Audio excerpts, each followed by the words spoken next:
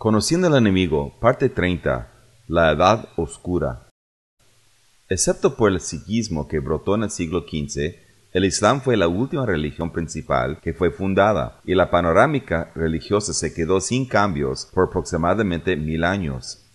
Estuvo el hinduismo que predominó en la India, varias sectas del budaísmo en el Oriente Extremo, el Islam en el Medio Oriente y el catolicismo en Europa. Para mantener el enfoque y no desviarnos, no vamos a examinar las otras religiones del mundo en detalle por el momento, pero si las exploras encontrarás los mismos temas vez tras vez. Por ejemplo, en el budaísmo y el taoísmo encontrarás el concepto del yin y yang, lo cual representa la unión del masculino iluminado y la mujer oscura, y el concepto de la fuerza de la iluminación que balancea a los dos. Encontrarás que los toros son sagrados en el hinduismo y que esto proviene de la idea antigua de que Nimrod era representado por un toro.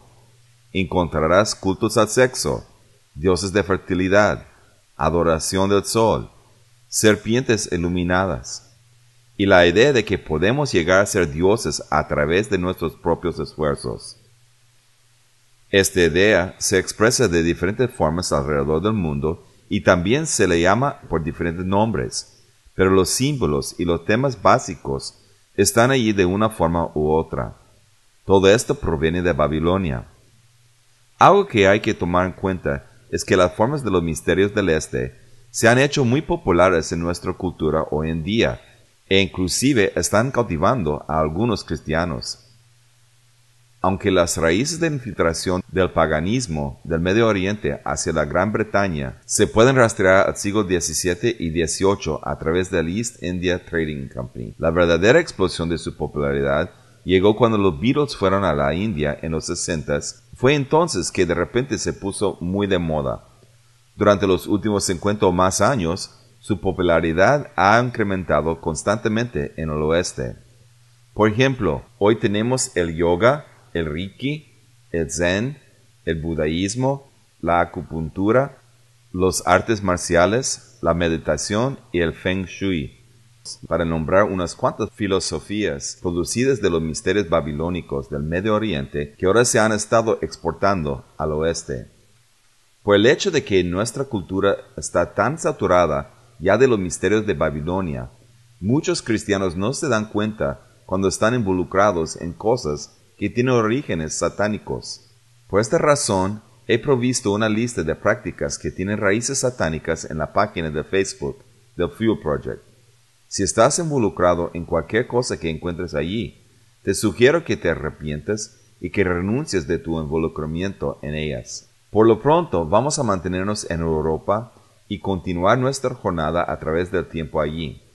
Después del colapso del Imperio Romano en el siglo V después de Cristo, a manos de los bárbaros germanos, Europa entró en la Edad Oscura. La Iglesia Católica aprovechó y entró en el vacío que había sido creado a través del colapso del Imperio Romano y muy pronto se hizo la entidad espiritual y secular más fuerte de todo el mundo. En el siglo VIII después de Cristo, fue falsificado un documento nombrado la Donación de Constantino, que declaraba que Constantino había dejado el Imperio Romano a los papas católicos, y aunque se dieron cuenta en el siglo XV que el documento era falso, para estas alturas el documento ya había logrado su propósito. La autoridad legal sobre los monarcas de Europa ya estaba en manos del Papa y la Iglesia Católica. Aún, sin embargo, tomó tiempo para asegurar el nuevo sistema en Europa.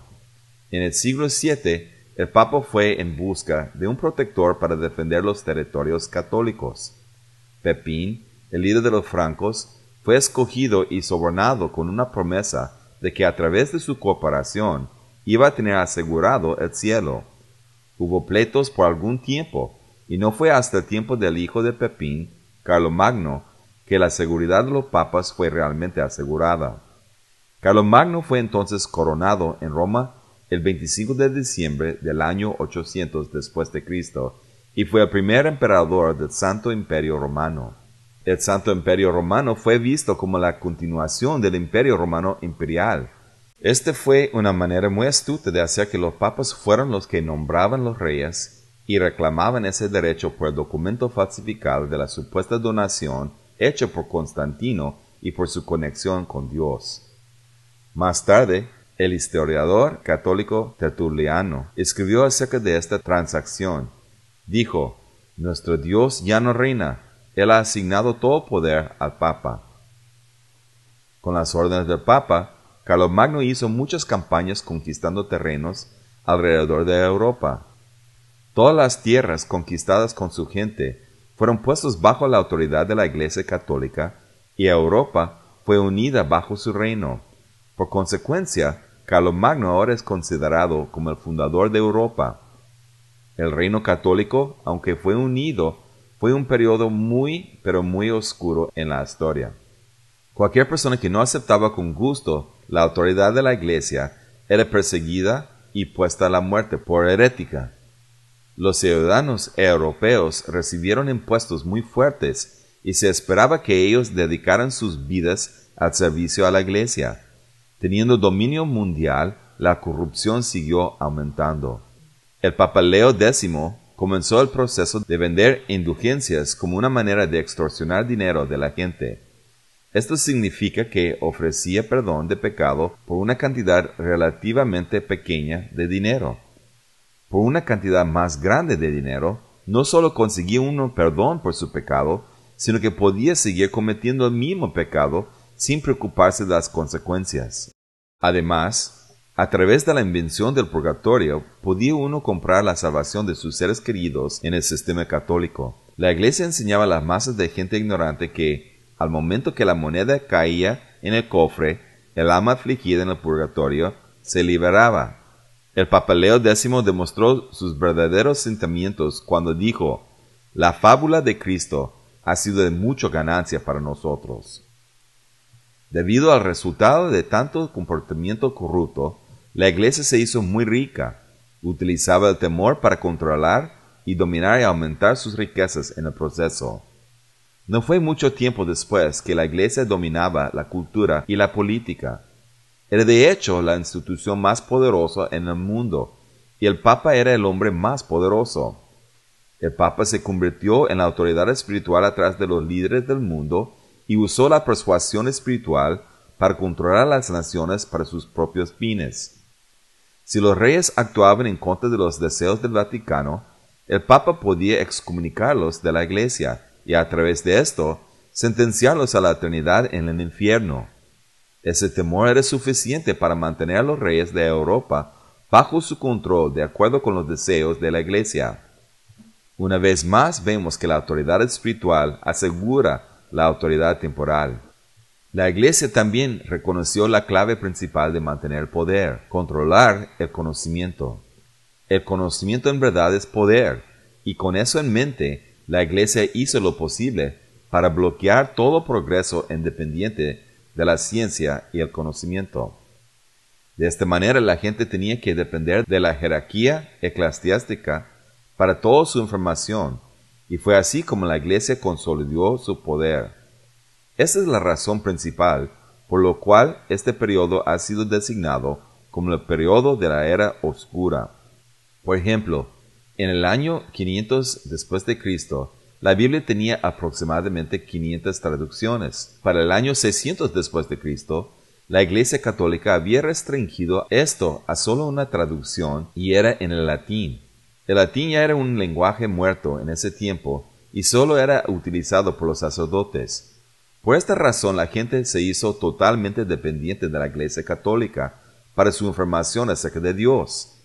Si la Iglesia Católica decía algo, la gente no tenía alternativa, excepto creerlo y actuar de acuerdo con lo que les decían, porque ellos no tenían acceso directo a la Biblia por sí mismos. A través de mantener a la gente en ignorancia y dependiente de sus instrucciones, la jerarquía eclesiástica lo podía manipular como a títeres. Esta construcción deliberada de una jerarquía de conocimiento es una característica del ocultismo. Como dijo Martha Augsburg, las jerarquías hacen de que unos dependen de otros y que culpen a los dependientes por su dependencia y luego utilizan esa dependencia como una justificación para seguir ejercitando la autoridad. A través de la era oscura, la corrupción siguió aumentando. La Virgen María se hizo más y más prominente en cuanto a las oraciones y la devoción a los santos. Y la idea de los sacramentos, el celibato obligatorio, el monasticismo y la creencia de que el Papa era nada menos que infalible y Dios en la tierra fue concretada. El Santo Imperio Romano se hizo una fosa de depravación y corrupción, tal como había sido el Imperio Romano imperial.